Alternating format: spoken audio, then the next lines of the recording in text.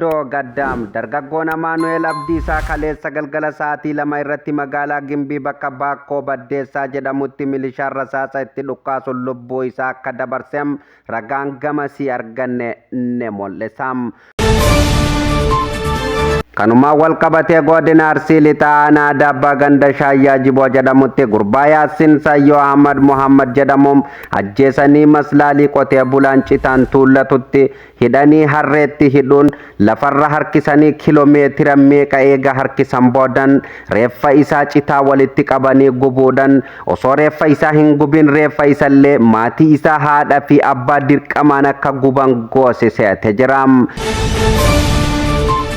Dargaggoon guyyaa kaleessa fi har'aa fuula sooshaal miidiyaa feesbuukii fi gara tiwutaraa fi akkasumallee gama tiktaakiin baay'ee akka qoodamaa jirus ni beekamaam. Osoo haadha fi abbaan isaa ilaalanuu fuula mana warra isaanii duratti gadi baasuun rasaasa matatti qabanii kan nafsee isaa dabarsan dargaggoon kunem eessa akka tahe namoonni baay'een waan hin beekne fakkaatum.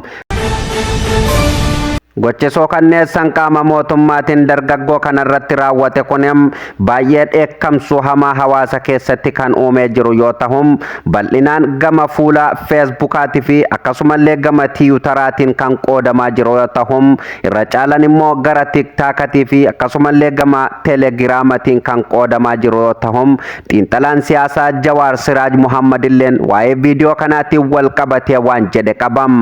Akkam jirtu daawwattootaaf kabajamtoota Oxygen Medium kunneen hangafoota oduuti bal'ina oduu kana akka itti aanutti isiniif dhiyeessineeti jirram.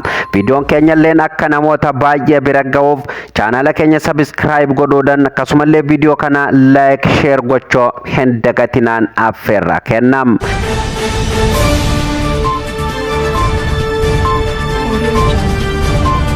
Oduu keenya jalqabaatiin namni isin suuraa isaa asirratti argitan kun maqaan isaa dargaggoo Amaanu'eel Abdiisaa jedhamaam.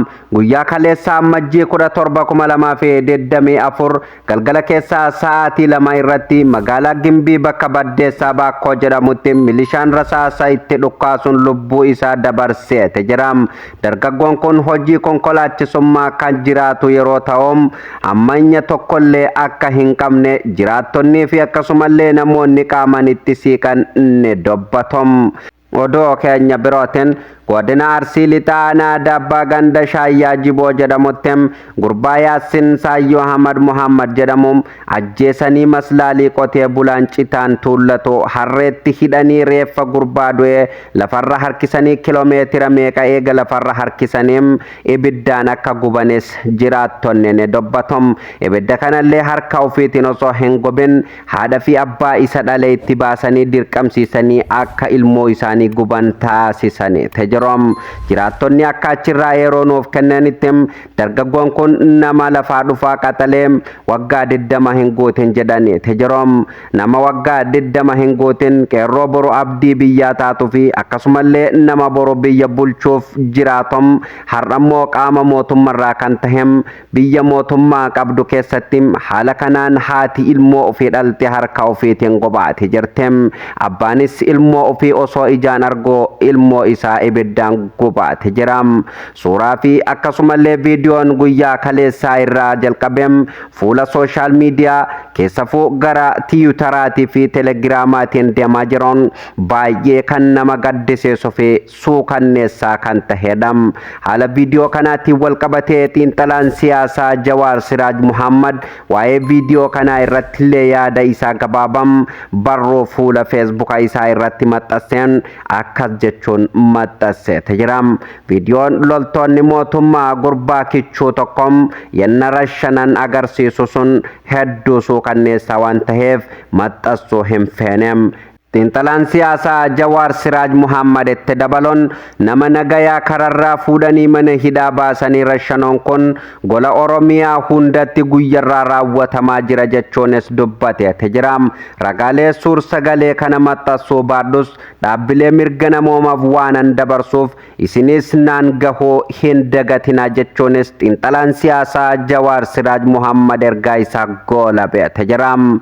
Yeroo ammaa kana suur sagalee fi akkasumas akkasumallee viidiyoon haala suukanneessan yeroo qaamni mootummaa qeerroo irrattim yookaan dargaggeessa kana irrattim rasaasa dhukkaasanii lubbuu isaa dabarsuuf yaalii godhanem suuraa fi sagaleen yookaan viidiyoon garasii baate ni addeessam. Keessafuu yeroo ammaa kana viidiyoon suukanneessan kunem gama sooshaal miidiyaa feesbuukaa fi tiwutaraa akkasumallee gara telegiraamatiin baay'ee qoodamaate jiram. Hedduu kan nama ajabsiisefem akkasumallee kan addunyaan irraa ajab jette ta'uu hin oolu jechuunis hayyoonni fem rogeeyyiin miidiyaa hundumtoo irraa dubbataate jiram. Yeroo ammaa kana dachiin Oromiyaam kirkiraa kan jirtoosem waan dallante ni fakkaatem. Dhiigni ilmaan Oromoo lafaa ol deebi'am samiirratti waan hurree oomes ni fakkaatam. Dhiigni ilmaan Oromoo lafarratti jigaa jiram lafarraa ol deebi'am waaqa gubbaam akka roobatti waan gadi roobaa jirus ni fakkaatam. Gaafa dhiigni ilmaan Oromoo samiirratti ol deebi'am duumessa tahee waaqarraa gadi garagalee mootom kan ardirra jiru hundumaayyoo fuudhee waan darbus hin oolu jechuunis hayyoonni ni dubbatom. Dhiigni ilmaan Oromoo bara baraan jegom gatii tokko kan hin qabneefim akkasumallee itti gaafatamummaa tokko akka hin fudhamne fudhatu hin jirres argaate jirram. Egaan daawwattoota fi kabajamtoota Oxygen Meediyaam sagantaan keenya kanarraa gara goolabamutti ceete jiram. Egaan namoonni chaanala kanaaf haaraa taatan guyyaa guyyaan odoolee Oromoof Oromiyaa keessatti taatu waan haaraa namoonni dhagahuu barbaadan filannoo keessan channel Oxygen Media godhadhaam. Gama channel YouTube Oxygen Mediaatiin kan nu daawwataa jirtanis fuula channel keenya subscribe gochuun akkasumallee viidiyoon kun akka namoota hedduu bira ga'uuf like share gochuu hin dagatinaa.